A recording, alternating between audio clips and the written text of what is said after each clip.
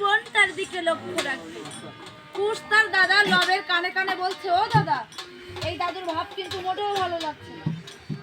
আমাদের নিমন্ত্রণ খাওয়ার কথা বলে ডেকে নিয়ে এসে এখনো বলছে এই তপু বোনটার দিকে লক্ষ্য রাখবে।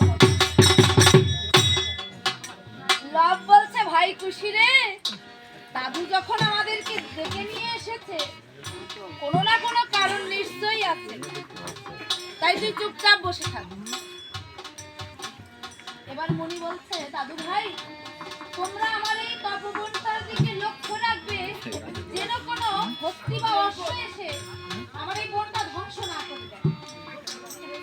কোনো অশ্ব বা হস্তি এসে আমার এই বনটা ধ্বংস না করে। যদি কোনো অশ্ব বা হস্তি আমার এই বনে প্রবেশ করে, তোমরা তাকে লতা পাতা দিয়ে বন্ধন করবে। আর লতার বাঁধন যদি না টেকে, তাহলে মা সীতার দোহাই দিয়ে বন্ধন করবে। বাল্মীকি মুনি বলছে, আমার এই তপবনে যদি কোনো অশ্ব বা হস্তি প্রবেশ করে, তোমরা মা সীতার দোহাই দিয়ে ওই লতা পাতা দিয়ে বন্ধন। এই বলে মুনি চলে গেলেন ওই দক্ষিণে চিত্রকূট পর্বতে। মুনি কিছু দূর যেতে না যেতে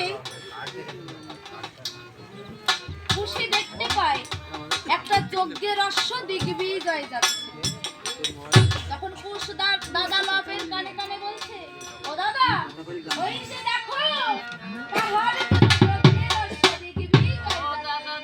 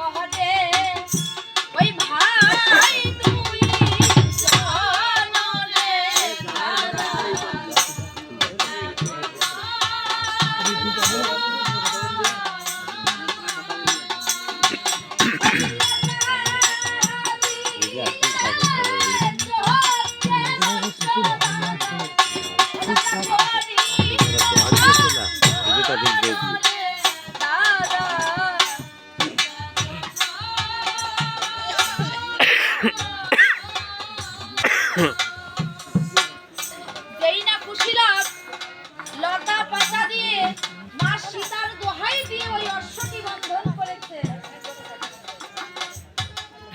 সারথি এসে দেখে ভাবছে যে তাই তো, অশ্বটি মনে হয় দৌড়াতে গিয়ে লতায় পাতায় জড়িয়ে গেছে, তাই